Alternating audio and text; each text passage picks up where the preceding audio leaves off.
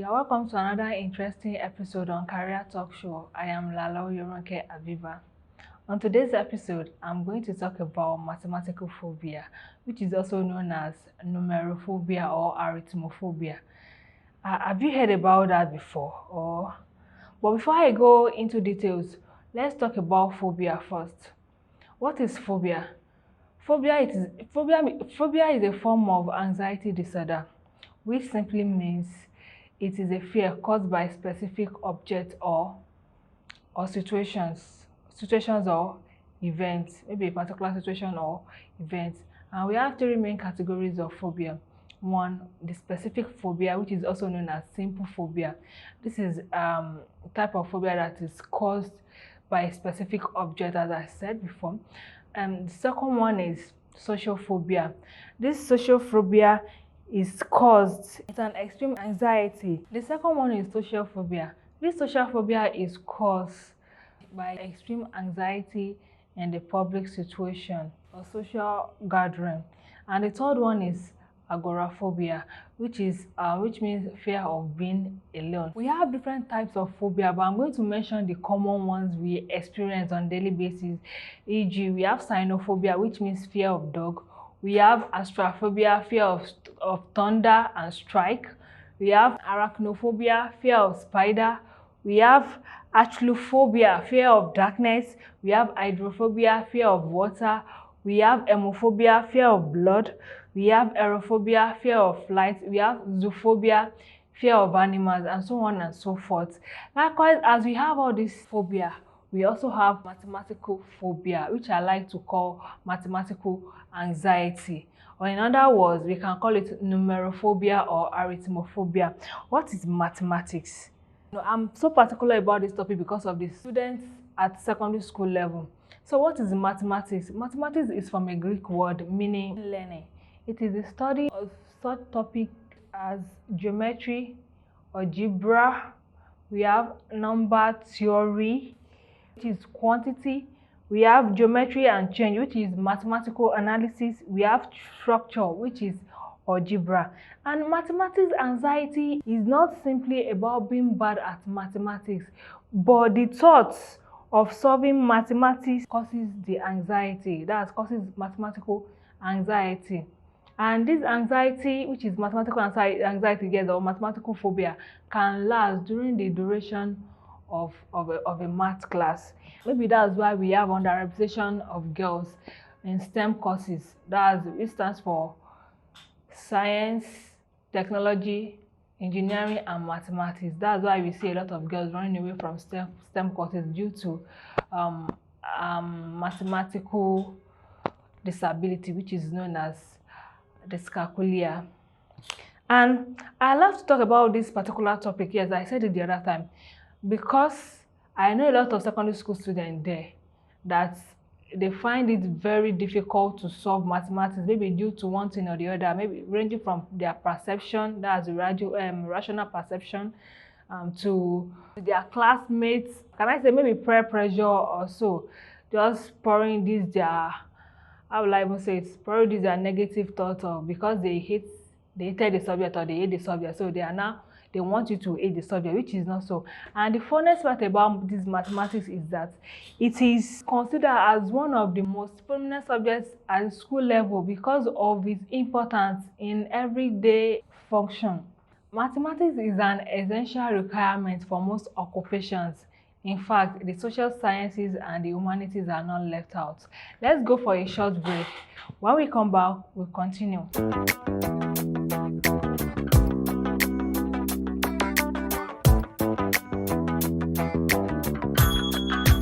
There are two main types of mathematical anxiety, which I would love to call arithmophobia or numerophobia.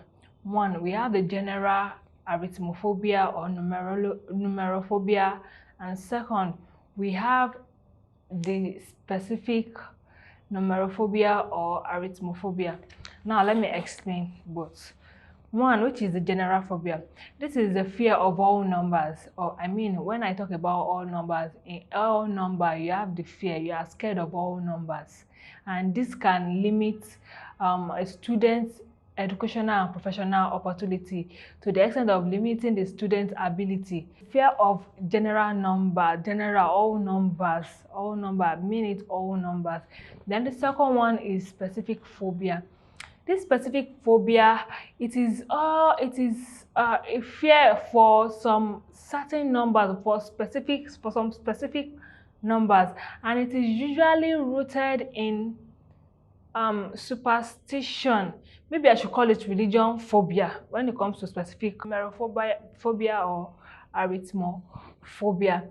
That's why we see when we go to the Western world there, let me say, I heard that there is no, or you can't find something like 13th floor because they consider 13, that's number 13, as an unlucky number. Even number 13 even has a name. They call it trichidacaphophobia. Yes, you can never find 13th floor if you go to an hotel then. Then there is another number which is 666. This number is considered as number of beasts. And whenever you see people with 666, those people who demonstrate or who are likely to exhibit this specific numerophobia or arithmophobia, when they come with certain number like 660, they tend to exhibit this specific phobia. And there are some numbers too, including 18, 4, 0, 1, 12, 10, 8, 28, and 0 are considered as unlucky number, although it cuts across all culture. So what is good in my culture might be very bad in another person's culture. What is considered as lucky in my culture may be considered as unlucky in another person's culture. And meanwhile, 7 is regarded as a lucky number, Maybe the astrologers or the tarot readers can explain more about this number for us. Now, let's talk about the causes of numerophobia or arithmophobia or mathematical phobia. The causes, though the fear may create due to the parents, the teachers, the senior ones, and even the classmates. Though parents, teachers, classmates, even the senior ones at school can create mathematical anxiety for a student, for their fellow students. Yeah, they can create this anxiety of math is very hard. Is math hard? Let me ask you, is mathematics a very hard subject? I doubt it. So let's talk about, although there are a lot of causes, but I'm going to mention few. One, we have teacher's personality. Teacher personality will actually determine the students and teacher relationship in class. How is the teacher's personality in the classroom?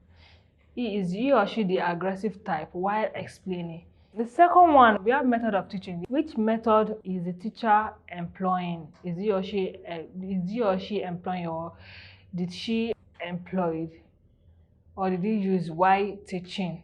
Which method are we using to disseminate mathematics skill to the students? Which method?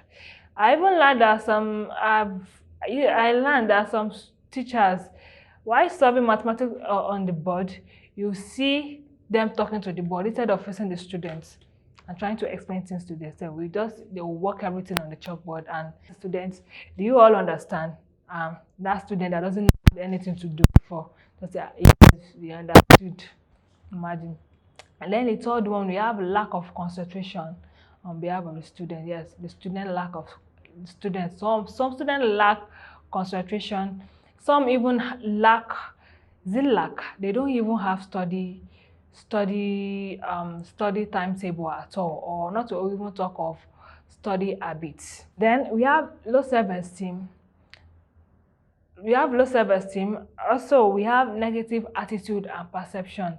This irrational and illogical belief that math is a very hard subject, and I can't pass it. Who told you can't pass math? Yes, I mean, I can. No, if you can't, I can, and I believe everybody can.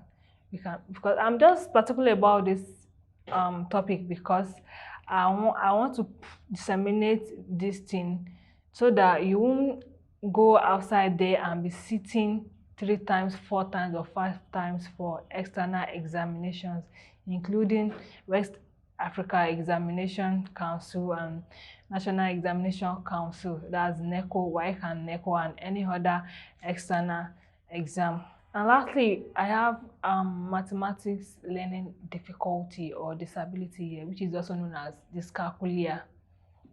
So then what are the ways to overcome this mathematical anxiety?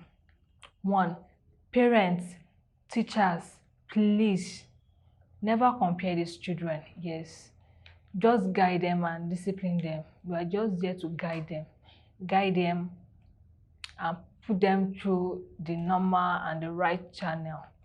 Even you can seek for another an helping hand outside, maybe an extra teacher that will provide an extra lesson for your kids at home or for your children at home. And please, let's be guided and let's apply wisdom whenever we are doing this. Two, a supportive environment for learning should be created for these students. And please, teachers, don't make the environment look like a war environment. We are not on the battlefield. So please don't let the class look like a war class. It is a math class. Don't let it look like a magician class. Like, what are we doing? Don't let it look like Professor Fella's house. So we are learning mathematics. Third one, please try to make this learning a game, in form of game or puzzle. Maybe we should try to employ puzzles and games while doing mathematics. There are a lot of games there that we can lay our hands on. Chinese proverb that says, "What I hear, I may forget. What I see, I may remember. But what I do, I will never forget." Yes, let's believe in hands-on knowledge. What they do with their hands, they tend to remember, they tend to recall easily. When you present this math class as a fun class to them, see, they'll pick up. Don't make it. And please, to the government too, they shouldn't you check some people's a school timetable towards noon. Like, I don't even know how to say it. I don't even know how to put it yourself. Towards noon, that when the children are back from there, what do you expect them to learn? Oh my God, they will sleep and they will sleep until they sleep no more. Senior secondary school student there, please just try to sit tight, because I don't want you to sit twice for your WAEC or NECO examination. As I've come to the end of the program today, please try to watch, like, subscribe, comment, and share.